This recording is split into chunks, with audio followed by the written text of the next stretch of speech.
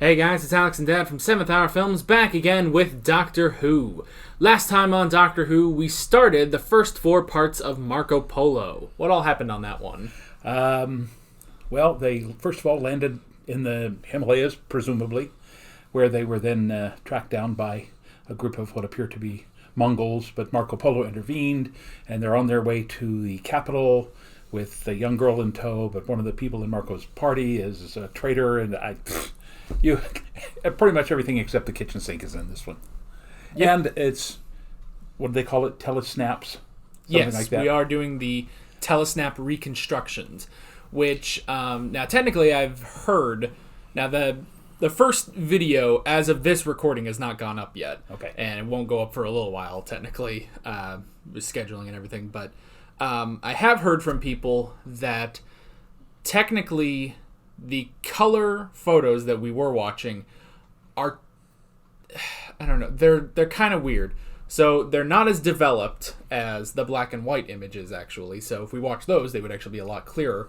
And these are more like a lot of the promotional images before they actually filmed the episode. I think I saw that comment too.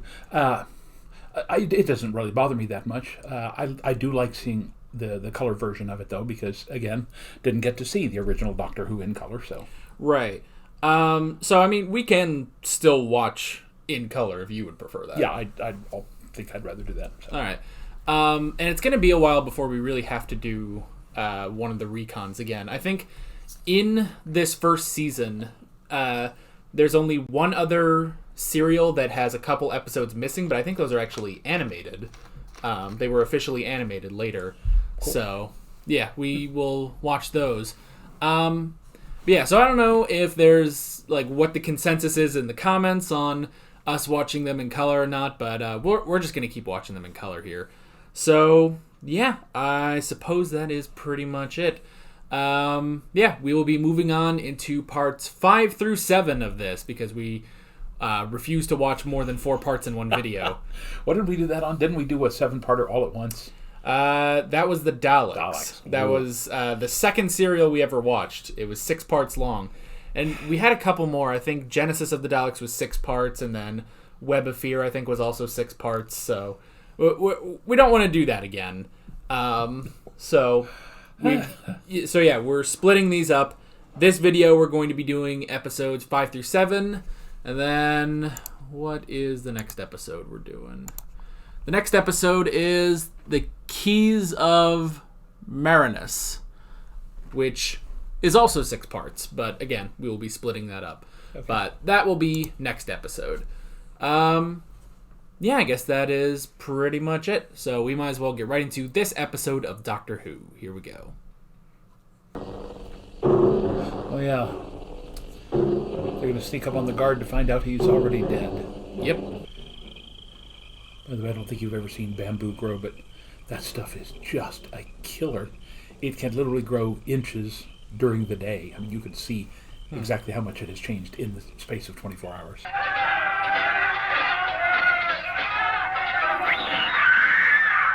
It even seems like the Doctor was fighting.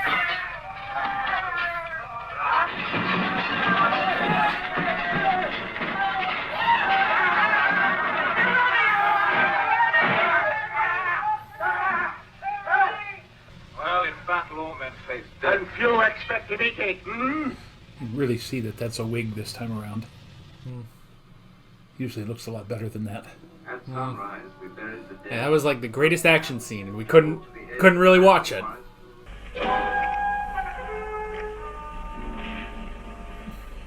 Ordinary house key, it looks like. Wow. A courier from the Great Khan has arrived, Mr. Marco. When we get there, a fresh horse is saddled and waiting, ready for the next 3 miles. And you ride without rest until you... The Persians did that too. Yes, my lady. They essentially invented the rapid messenger service, which evolved into the post office. Bound tight like this one on my head. A lot of different sets for this one. Yeah. And very good ones too.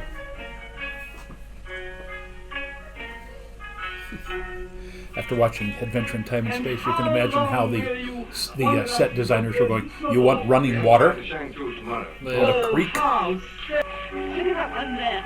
He's just like one little fat, smooth and silky. And live fish. Well, Look at this one here. He's very solemn. He's like Marco Polo. well, I guess after all those views they got with the Daleks, BBC let them have some more stuff. I shall be there. So should I. A monkey on his shoulder? Or a Some- lemur or something? Yeah, something like that. Oh dear, I have ink on my fingers. I will join you then.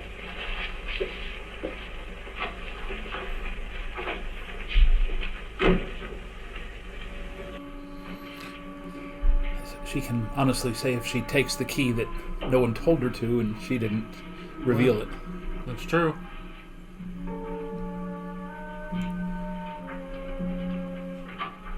It'd be great if, like, one of them just had, like, spare keys, just, like, randomly, like, Ian still has his house keys and she swaps it out. Joe. But you promised Miss Marco not to tell anyone. I haven't. You don't know where I got it. So what I said was true, He'll be from a terribly certain angry. point of view. From a certain One point of of us view, will be yes. on the way home. Good night, ladies. Thank you, Obi-Wan. Good night, my lord. Got a key, Doctor. Yes, of course I have. Give me the cigar. Dear. Haven't you any ideas? Of course, Tidana and his one-eyed friend will be there. Yeah. And it's episode 5.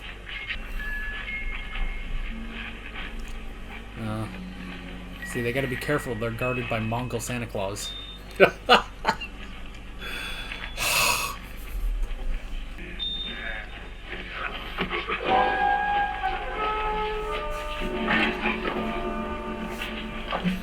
A loaf of bread, a jug of wine, and smack the guard over the head with a jug of wine. Wait! My Susan! Where is she? She must have gone to say goodbye to Ping Chu. Should have just said your goodbyes in the courtyard. Where's the transporter beam when you need it? To be fair, he could fly the TARDIS into Ping Cho's room and then grab her. Has he ever been able to do that precisely? Well, not in this. Not in the classics, at least.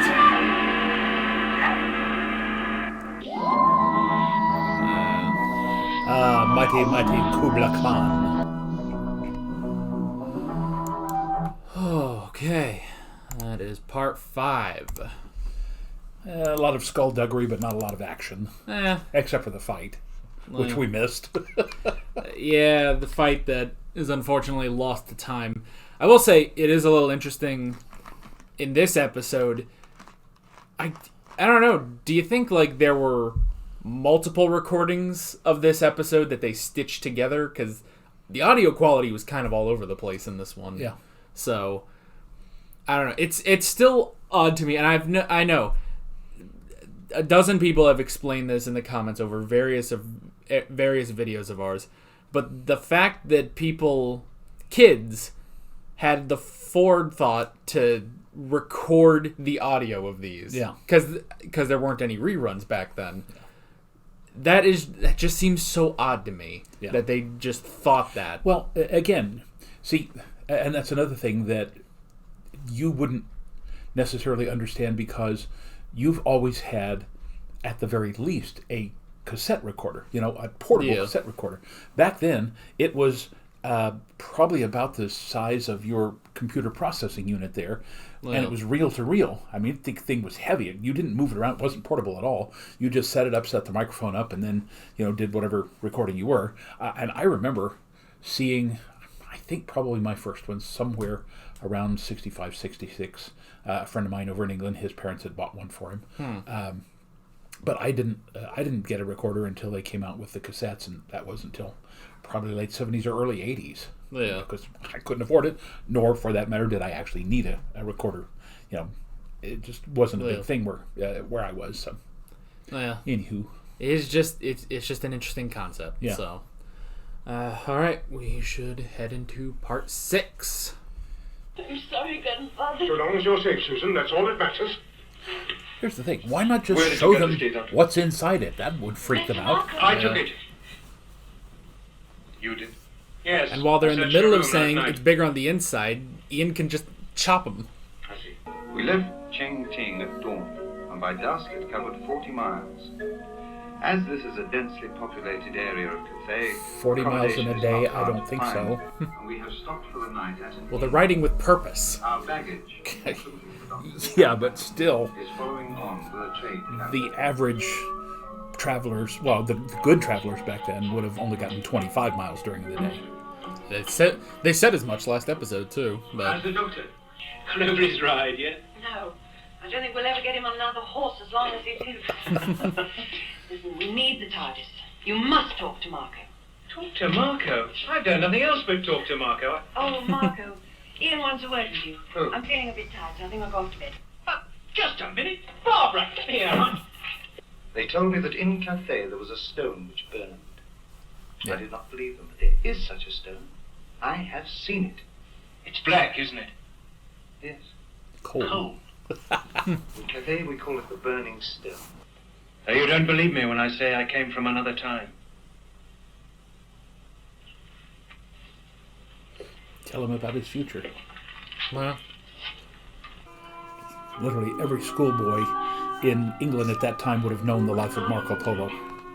But she is in danger, and you yourself can't go. What do you hope to gain by this gesture, Ian? I'm sorry. When do you want to start? As soon as possible. Go with Messer Ian and prepare a horse and provisions. Don't worry, Marco. He'll bring her back. there's a You really mustn't underestimate him. the easiest way Very to good go find her advice, and still Marco. get to the con on time is to take the TARDIS. But they can't convince him. He already believes it's a flying box. At least.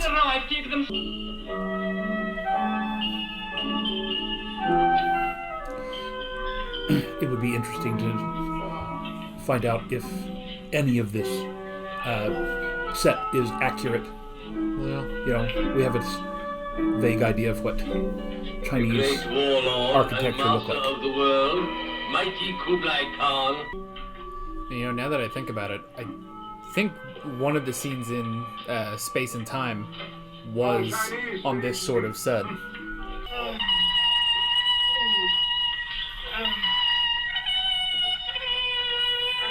That trumpet player's going at it. Do you mock our afflictions, my back? Are you perchance a physician?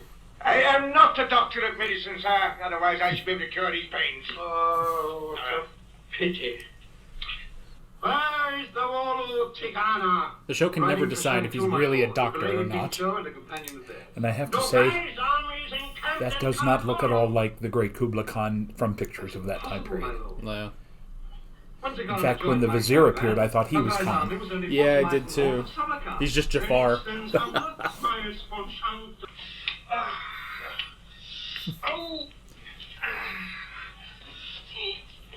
There's two old injured men yelling at each other. It must be borne with dignity, sir. Dignity. Yes, of course. Now, take my arm, friend.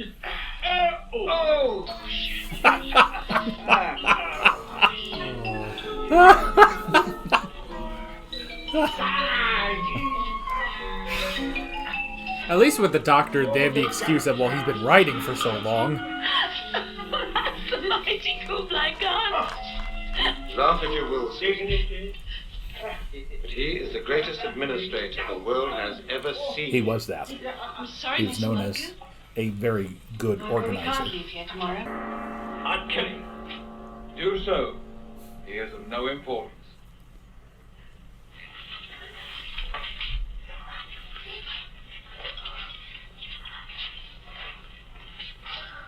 Come.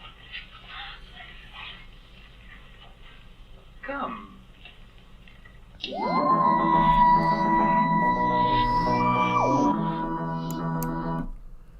All right. That's episode 6. Met the great Khan. The great hobbling Khan. Well, he was very old by this time, so that is somewhat accurate. But again, almost every depiction of him that he's, and certainly don't mean to be rude about this, but he was literally as wide as he was tall. He was a very large man, which, of course, if you're that large, gout would definitely be a problem, aside from the old age. But yeah, he would he would die somewhere right around that 1295 time period, because when he knew that he was dying, now this may happen here in this last episode, he told Marco that he should leave before he died, because that way Marco would be safely out of Cathay, out of China, before the Khan died, because he was worried that there was going to be a problem about his succession. And that's how Marco made it back to Venice when he did. Yeah. At least that's the story that Marco tells. Yeah. Well, who knows? Maybe they'll finally take the TARDIS back to Venice. I don't know. It's just I know. I mean, the main problem is convincing Marco to use the TARDIS like this, but because seriously, when Ian and Marco were talking, literally all they had to do was go, Marco, just come over here. You use the key. You open the door. You go inside. Yeah. And then you'll understand what we're talking about. Even because you could just leave the Doctor outside of the TARDIS, because he's the only one that knows how to fly it. So just go in, see that it's bigger on the inside, and then there you go. Well, didn't somebody in the very first episode say, how could 4 people have fit inside it? Yeah. So and, maybe in this last episode. Well, all right. Let's wrap it up. Yeah. Send it home. This is Assassin in Peking. Now, when did they start putting the actor's name here in the opening credits? Hartnell never got his name in the credits at the beginning, did he? No. Well, I don't think any of them had their name, but the face was Troughton onward. But like I've seen Matt Smith and then Doctor Who. Yeah, I think with the name it's Eccleston onwards. Maybe Paul McGann too. Come. Yeah. Come. Never bring a knife to a sword fight. Well. Stop it! Ew. Skewered. You fool! I did not command his death. I remember both of you. With Messer Marcus Polo's caravan. He is the thief. We caught him with that. Pardon me, Somebody madam. had to do. I'm not the authority to judge in this. Can't change that flub. It's a matter for the Great Khan. And take us to Shang Tu. The Great Khan has left us on the palace at Shang Tu, my lord. You will see him in Peking. Is that guy supposed to be Chinese? Yes, but he's Okay. Yeah, I mean, an English actor, I think. yeah. I'm not sure the guy playing Tigana isn't also English. Maybe not, but he's more convincing at least.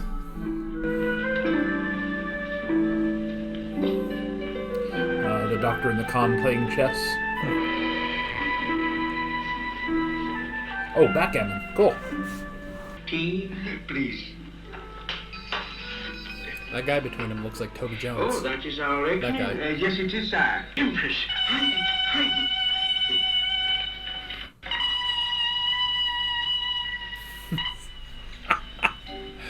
Sounds like something from Monty Python. I was gonna say, yeah. Winning, my love? One wins, One loses, my dear. The great crowd is far too modest, milady. You're not wagering, are you? You know how it affects your gout. Lay off the rich foods. What I had How to do. charming, charming. In our character, we are more like that of our lamented grandfather, Genghis. Did you hear of him? Genghis Khan? No, I didn't meet him. But I have heard of him, yes. Oh, he was the warrior of the family. Nothing frightened him. We are the planner, the statistician, the administrator. Yes. But none of this is important to me, sir. You see, win or lose, you can have it all back again. If I win, my TARDIS comes back to me. Let's play at that stake. Yes, yes. Oh, go away. Genghis actually died rather unexpectedly. Just after all of this, surviving all these battles, literally died of a nosebleed, according to the legend.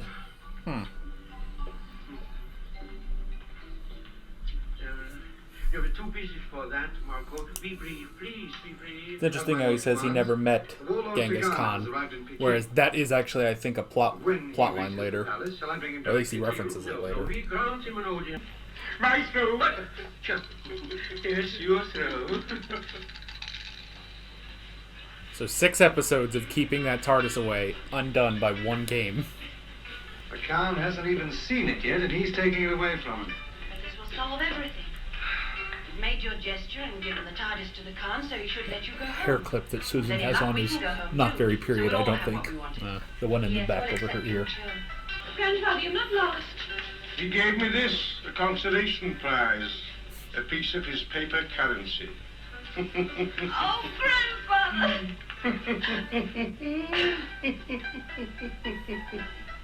Were there other attempts to steal it?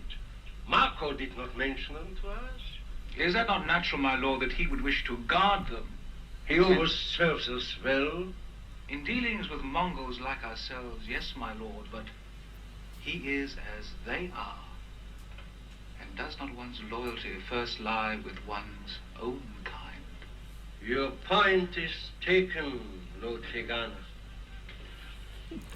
Sounds kind of German. Thank you for our gift. Your beloved husband, to be so anxious to be worthy of your love, drank a potion of quicksilver and sulfur, the elixir of life and eternal youth, and expired on the... That might be what you call ironic. Come into my arms, child. Oh Let no, me share he's your dead. grief. What a You're doing loss. my little child is Yeah. dry eyed. They shall be honored. I promise no guy to make an end of this matter.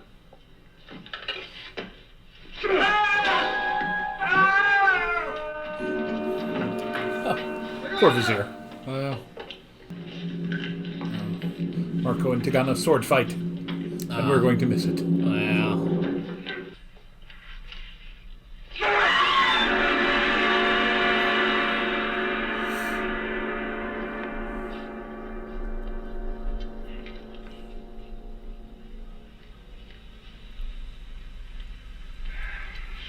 Take it away. That just steals the thunder of any execution they were going to do. Your caravan, quickly. Goodbye.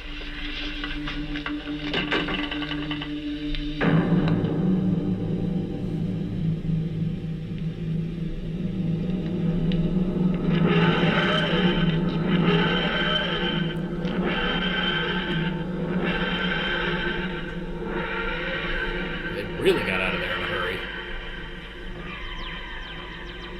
There's something for you to tell your friends in Venice.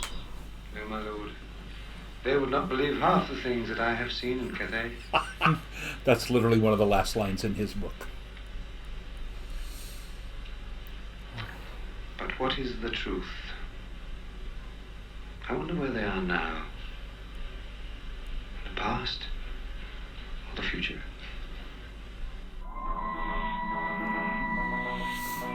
The Sea of Death. Alright. Oh, let it play through. Let's see who was playing the Khan. Because again, he did not sound Chinese at all. Well.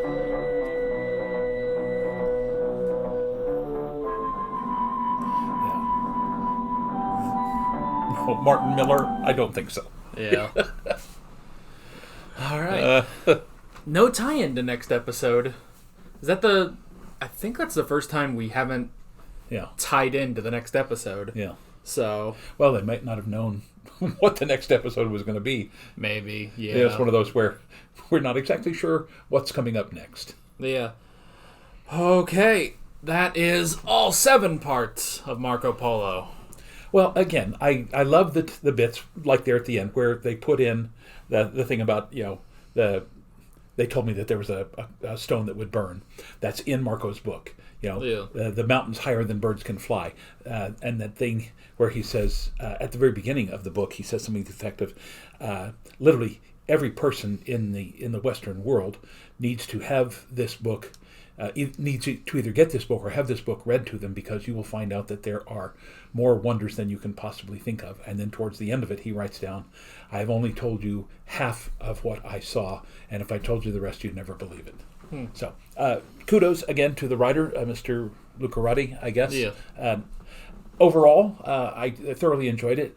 I think they could have taken it down to I don't know. I think they could have gotten it into 4 episodes, but definitely into 6. But yeah, it seemed to drag, and that may have been because of the the way that we're watching it. Maybe. But yeah, it just some general tightening up, like most of the stuff that we've seen in the hardware. Yeah. So.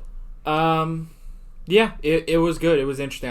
I do like that it was set all over the place, and there were just so many different sets and different places that they went, and a bunch of different characters too. Yeah, I did enjoy that. Let's see. Well, we can kind of go into the notes. I don't know if there's anything. Let me see if there's anything from the last 4 that we watched that we need to talk about. It requires finding it. Where did I write those? How many other things have you done since then? I'm doing 11 shows right now. Yes. So, no, that's not that one either. Should it be that one? Did I pass it? I passed it already. I think I passed it. Yeah, I passed it. 'Cause there's space and time. No. It's somewhere around here. He may edit all this part out. Probably won't. No, I don't normally edit this stuff out, so. Okay. Wait, no, there it was. Got it. Nope. Yeah. All right. That was a waste of time. Well, again, the Tigana plot, working for no guy and working against the Khan, that's a good storyline. Yeah. Again, I think they overplayed it a little bit, and again, the most obvious flaw to the entire story is open the door, let Marco look inside, and of course that would end the entire thing, But that would have been fascinating, I think, to have Marco see inside of it and then say, "Now I really must take it to the Khan because this is so far beyond anything that I've ever seen." And definitely, if I give this to him, he will let me go home.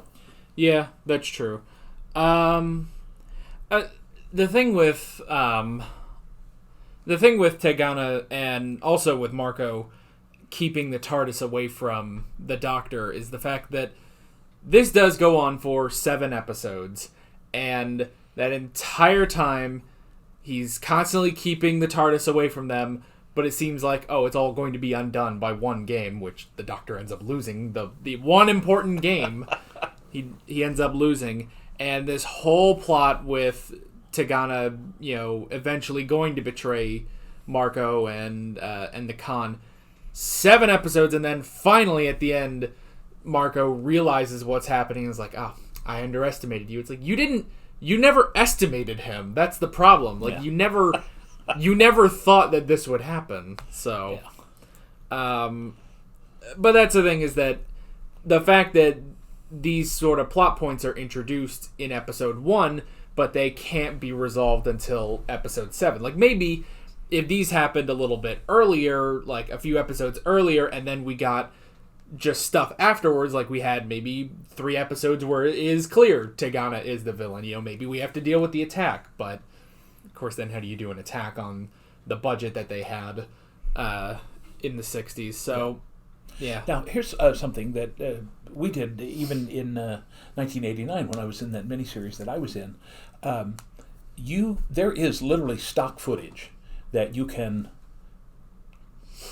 lease, rent, whatever. Because, for example, in the one that I was in, we were building the Atchison, Topeka, and Santa Fe Railroad through Indian Territory. Now, although our specific scene was shot on a railroad track, there were 2 scenes leading up to it where you see a bunch of guys carrying the rails and hammering the cross ties into place and everything. That was all stock footage. Oh, yeah. And then the costumer simply looked at that and said, here are the guys, here's a guy wearing a red flannel shirt and here's some other stuff, and then made sure that we were costumed the way that the stock footage was, so that it's very seamless. I mean, when you see those guys hammering the cross ties and then laying the rails down, and then we pop up in our scene to do our talking, you would have never known that was stock footage. So there was probably, John Wayne did a really, really horrible film called The Conqueror, where I think he plays either Genghis or Kublai Khan. So if you can imagine John Wayne in Asian makeup, and of course does not at all speak like the Khan. Yeah, know what I'm saying, Pilgrim? So, I mean, at least here, some of them were making a vague attempt at not sounding too British or, too European. Although, again, the Khan sounded like he was German almost. That was very weird. Yeah.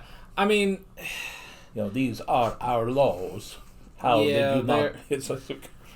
They were all interesting portrayals. I mean, I think Tagana worked the most of them, but yeah, it's tricky to try to do these. I will say it's odd that they had not one but two characters that were a little too extreme. Like I don't even remember what the one guy was called, but they were then in the scene together. It was the guy with the monkey and the eye patch, and then the other guy, Luju or Kyuju or something like that. Yeah. Yeah. And then the other guy who was also, like, way too much, like, basically stereotyping. Oh, the trader, yeah. Yeah. The two of them where it was like, okay, I don't think... They're not even, like, trying to... Like, I guess you could say the guy, Martin Miller, playing the Khan, I guess he was trying, he just... I don't know. They were very odd. Yeah, so... Again, we tend to forget that in the 60s like this, it was still acceptable to have non-Asian actors playing these kind of roles. Right. But still, you would think, in London with such a diverse population, they could have found some Asian actors, especially to play the Khan, if nothing else. And Tagana, I would think, because those are the two major characters. Yeah. So that's... And... don't want to say Marco doesn't look Italian, but most Italians at this time would have had, dark hair, and certainly wouldn't have had that, big bouffant that Marco had. I kept looking at that going, that's a real 50s kind of hairdo. Yeah. And during this time, the hair would have been brushed down, and they would have had it somewhat longer in the back, but they would have had bangs, most of them, if I recall. Because the 1290s, this is, again, right at the end of the very Crusades, and you wouldn't have had that big, tall... hair like that because, be wearing a helmet or a hat of some kind on top of it. So. And I guess, the Khan and the Vizier, they didn't show up until episode 6, so maybe it wasn't as important to get better choices for actors for them, whereas the main characters you're following are Marco and Tagana and Ping Cho. So... As long as you get the three of them down relatively well, it all works out, because they have to be in all 7 episodes. Yeah. And then also work off our 4 leads. So. Yeah, and speaking of Ping Cho, not quite a Deus Ex Machina, but, right up to the end, she's worried, and, oh, by the way, your husband drank a potion to make him more virile for you and suddenly died. Okay, that's a cheap out. Well, because I was kind of thinking, like, is this part of Tagana's plot? And it's like, no, that just happened. It just happened. It just happened to happen. They, like, I don't know, maybe they wrote themselves into a corner with that, and they didn't know. Like, honestly, maybe it would have been interesting if, like, at the end, Marco leaves and maybe takes Ping Cho with him, or... Well, I don't think she would be able to... join the TARDIS as a companion. No, but she could go back to Samarkand. Yeah. And again, the play that I mentioned before, Marco Millions, Marco does fall in love with a Chinese princess named Kukachin, if I recall correctly. But she dies, and that's the end of that story. But we certainly don't want to have a tragedy of Ping Cho dying in some way. But that didn't resolve itself the way it should have. It just happened. Yeah, it's like that that one with the intelligence or whatever it was that suddenly went, and that was over, and we were like, wait a minute, we just watched 7 episodes of Web of Fear, and it's 10 seconds of this is the denouement. And it's like it's just Jamie just attacked basically. It was something like that. maybe we're just we're too sophisticated sometimes. We tend to forget that this is by this time 64. Yeah. But still, there was some decent writing going on back then. Yeah. They've obviously attracted some really good writers here.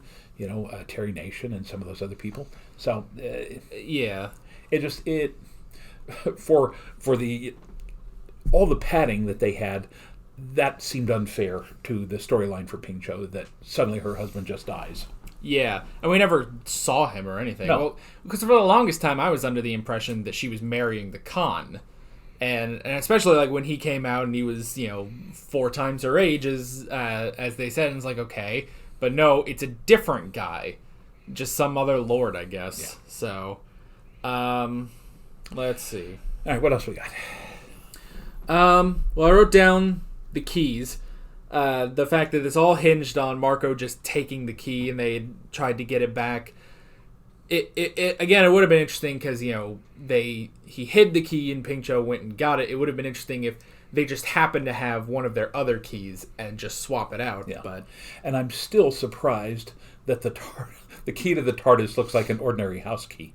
You would expect we may have mentioned this before. I think we did. You would expect a skeleton key or some kind of medieval type of key, but just a tiny little house key like that. That seems a little preposterous for this kind of science fiction. Well, but that's the thing, is that it's this just normal like house key, but it's only like that because the TARDIS is the way it is, because it is a police box basically. Yeah. So I would assume that was a normal key for a police box. It probably is, but see, here's the thing. Again, this is the historian and writer in me. When Marco takes that key, how did he not look at that and go, this is not a key? Yeah. Because in 1295, that tiny little thing, he'd go, no, there's something distinctly wrong, because this is not a key like any key that I've ever seen. Well, So it's just a minor point, but it's just one of those things that just nags at you. Well, maybe he thought that's how just keys are in England, because they said they were from England. Yeah. So I don't know. Let's see.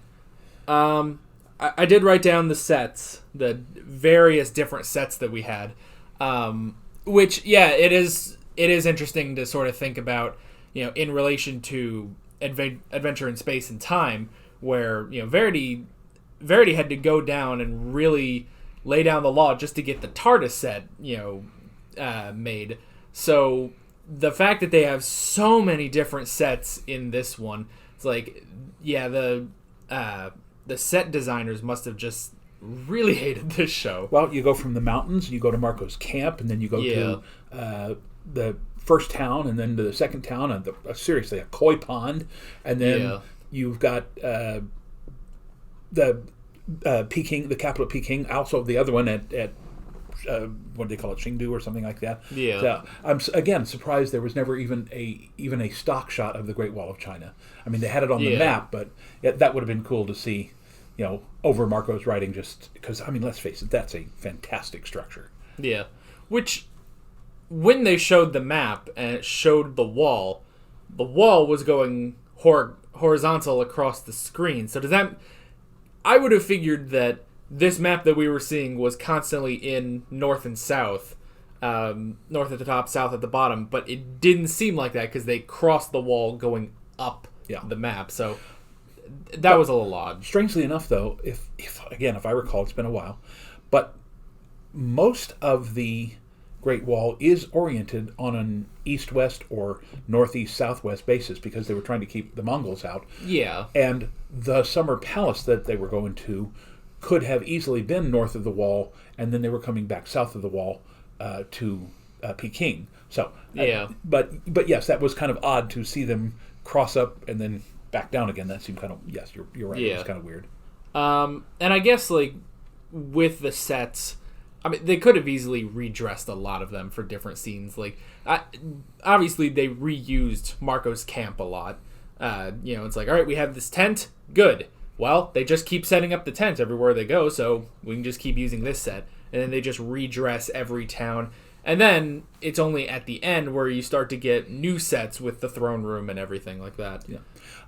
Again, one of the interesting things about Marco Millions, the play, there are 4 successive scenes from, for example, there's one in India and there's one in Persia, and I want to say probably one in Jerusalem or something. But what the audience hopefully gets is that as Marco progresses further and further to the east, the audience notices that it's essentially the same set, and all they do is just change the set dressing. Here we have the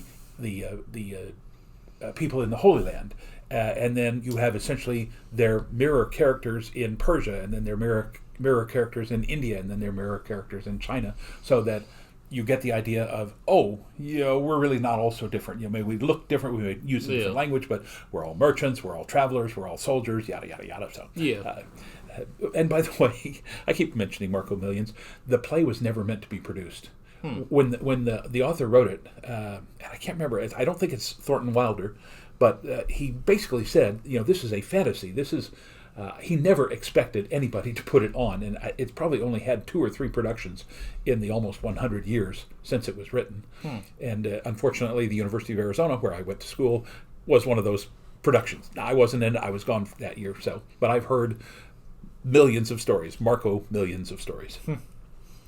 I wrote down convincing Marco about the TARDIS, which was interesting. That conversation with Ian about trying to convince him that they are from the future, which it would even be more than that. It's that you have to convince that Ian and Barbara are from the future, and that the Doctor and Susan are even further in the future from a different world. At this point, we wouldn't have had Gallifrey or anything with the Time Lords or anything, but they did at least say they were from a different world. And again, because one of them, remember, either Ian is a history teacher or Barbara's a history teacher and the other one's a math teacher or science teacher. Yeah. A history teacher would have known basic facts about Marco's life. Yeah. All right? That he left Venice when he was 17, and none of this had ever come up. So if they started telling Marco things about his own life, and then said, by the way, when you get home, the first thing that's going to happen is there's going to be a war between Venice and, I want to say Genoa, maybe another city-state, and you're going to be captured, and you're going to spend 4 years in prison, but during that time, you and your cellmate, a man named Rusticello, are going to write down everything that you did, and then when you get out of prison, when the war is over, this will become one of the best-selling books of all time. So, I mean, there's so much stuff. And then, of course, Marco could have said, that's just absolutely ridiculous. We're never going to be in a war. Venice is the greatest country in the world. So, but just to be able to add that sort of stuff in, that would have been, again, very dear to a 12, 13-year-old kid who was into this kind of history. Yeah.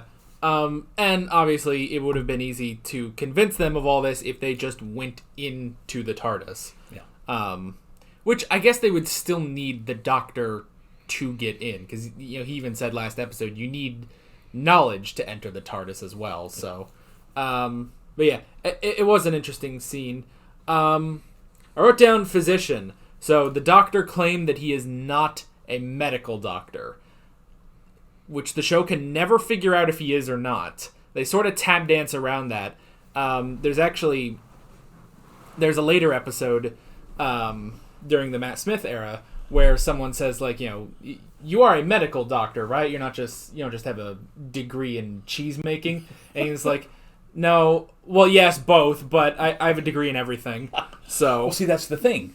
Hartnell may be called the Doctor, but, at, what is he, 450 years old? He's still got, 300-400 years where he can say, you know what, after all this time, maybe I will get a doctor's, an actual MD, a medical doctor's degree. So that by the time you get to Tennant and Matt Smith and Capaldi and Whitaker, he actually is, a doctor of philosophy, a medical doctor, a doctor in cheese. What do you even call someone like that? I have no idea. But that is the thing. They seriously sounds like a Monty Python routine. Yeah. So that is interesting. And I like him saying, it's like, no, I am not a medical doctor. If I was, I wouldn't have all these pains. I would have cured myself already.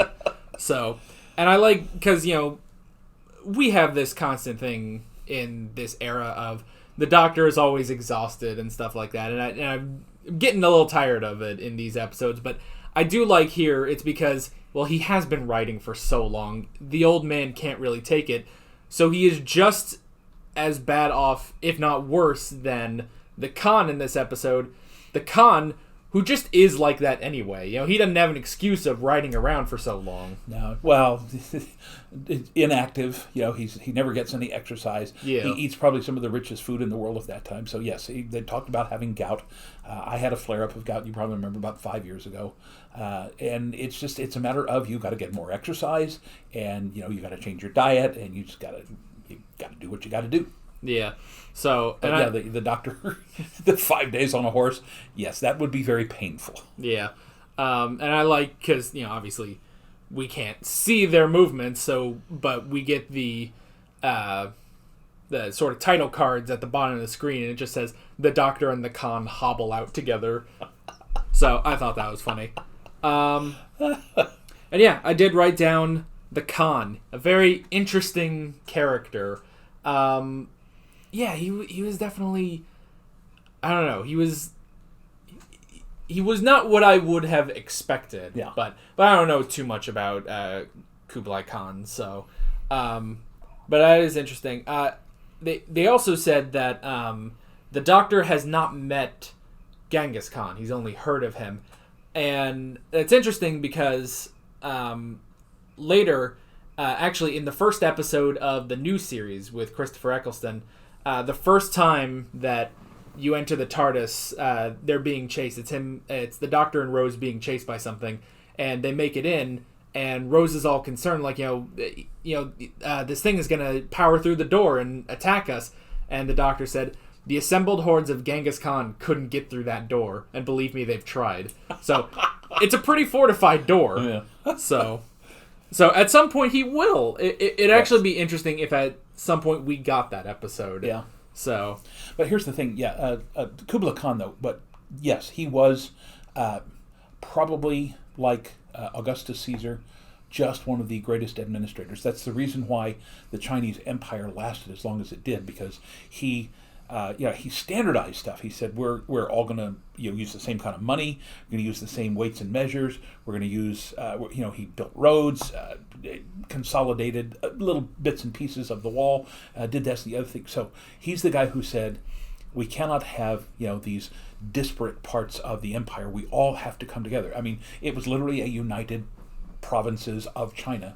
Yeah. When he took them over, and he said, the only way we're going to succeed and keep the Mongols out and keep everybody else out is if we all take some kind of central government and central culture that will bind us together so that we will want to stay together. Yeah. So, yeah, he is historically one of the greatest leaders of all time. Yeah. I wrote down the game between the Khan and the Doctor. And it seemed like the Doctor was pretty much winning each one and taking pretty much everything from the Khan. And, half of the empire, I think he said. And in the final game, it's like, all right, well, even if I win, you'll get all your stuff back. But if I win, I get the TARDIS back. And it's like, oh my gosh, after 6 episodes of Marco keeping the TARDIS and the key away from him, it's all going to be undone just because they played a game with the Khan. And then he just walks out and it's like, well, I lost. He gave me paper money as a consolation. It's like, well, great job, Doctor.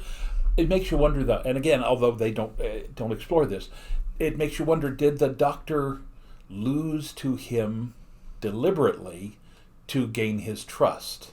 Maybe, yeah. Yeah. I mean, just a single line of the Doctor saying, I let him win because that is the best way for us to resolve this situation. Yeah. Well, especially because that would then lead to taking out Tegana. If they had just gotten the TARDIS, then they would have all just gone off, and probably Tegana would have killed the Khan. So, which that is the last thing I wrote down was Tegana's plot to kill the Khan.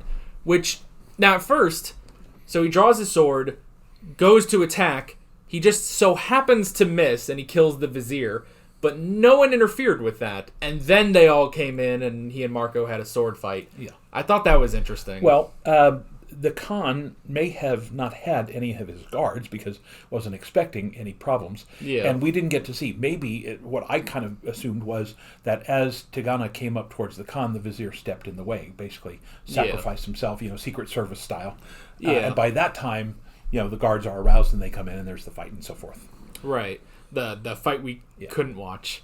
There were 2 fights in particularly in these 3 episodes as well, and we couldn't see. Yeah. Oh well.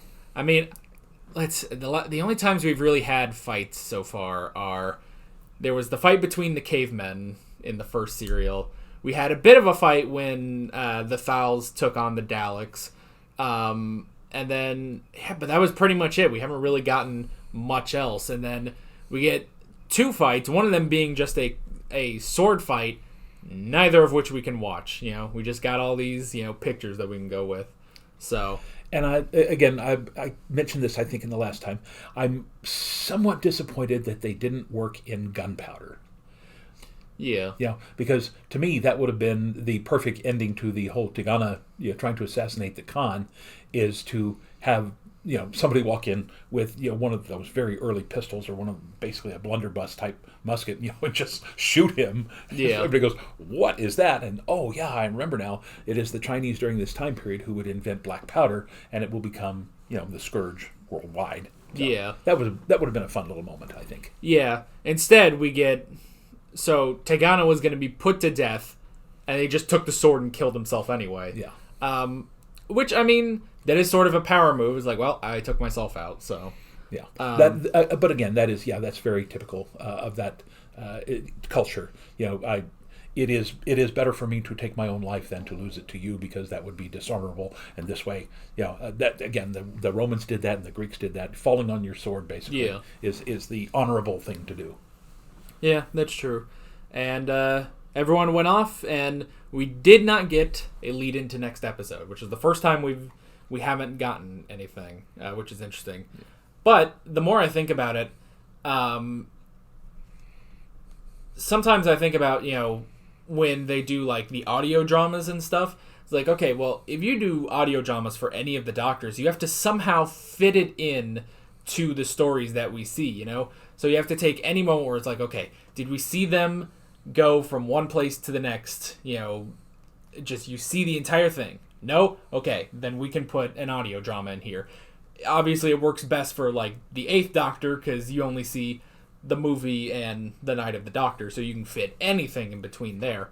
But I was thinking, like, okay, well, if they do any audio dramas of the First Doctor, where do you fit them in? Because each episode leads into the next, but right there, I guess. You can put some right here. So, which I do believe there are audio dramas with the cast from An Adventure in Space and Time taking on the roles of the 4 of them. So, yeah, perhaps... I mean, you probably won't listen to them because you're not doing audio dramas again. No. I did listen to the 50th anniversary audio drama, which kind of had the first 8 Doctors all together. And it was interesting, but as I was listening to it, I was like, Dad wouldn't like this. It was like, not that it was like overly confusing, but I don't know. It was all right. I'm not an overall fan of the audios. Yeah. But anyway, that's pretty much all I wrote down for this episode. So, you got anything else? Well, I was just going to point out that we are in somewhat more comfort now. You guys may have noticed I have a new chair. It's very, very comfortable. It's very nice. And Alex has inherited my old chair, and the old chair that he had is now kaput. Yeah, which, even though this chair you gave me is old, it is a lot better than the chair I was sitting in. It's a lot quieter, too. In the last couple Picard episodes that we did, I noticed, like, every time I was, like, back and I tried to, like, lean forward, it was just the loudest squeak. And I was like, I gotta stop doing that. But this one's better. I wish I had thought to buy one on my own. Because, like, I've got a little money. I could have done that. Yeah. But, yeah. So, we do have better chairs. We bought another one. My wife and I bought these for our office. So, if she might loan you her chair, to sit in while we do this, because they're very comfortable. Yeah. And of course, during the day, I'm the only one at home, so I could just steal your chair anyway. Yeah, we would never know. Actually, I started doing that with this one. I started stealing your chair because it was better than the one I had. So, chairs aside, we will come back next week. We will be doing 3 parts, the first 3 parts of the next episode, because I believe the next episode is 6 parts long. So we'll do three of that one, and then the next week we'll do 3 of the next one. What was it called? Sea of something? I believe it was the Keys, actually, if I could. Well, because they advertised the Sea of something there. Yeah, well, I mean, that would be... it was like the Sea of something, but that's the title of the first episode. Okay, so the entire serial is called The Keys of Marinus. Yes. Okay. And that is a complete serial. In fact, I believe for a while we have complete serials. The only thing we'll have is episodes 4 and 5 of The Reign of Terror are missing, but those will be animated, actually. Cool. So, yeah. I wonder, Keys of Marinus, I wonder if that's Roman Empire. Maybe. And, of course, we got the Aztecs. That's pretty cool. Yeah. So it looks like we might be doing a lot of history for a little while. Oh, I love the history stuff. Yeah. Because, I mean, it was supposed to be, no bug-eyed monsters or anything like that. The one exception they've had so far is the Daleks. So, yeah, maybe we'll do some more history for a while. But yeah, that is pretty much it. I feel like this outro's gone long enough, so we might as well let y'all go about your days. So, yeah. With all that being said, we're Alex and Dad from 7th Hour Films, and we will see you guys next time. Take care. Alright guys, thanks for watching this video. If you want to watch more of our Doctor Who classic reactions, you can click on the playlist, you can subscribe if you haven't done that already, and be sure you hit that notification bell. You can support me on Patreon and follow me on social media, links below in the description. See you guys later.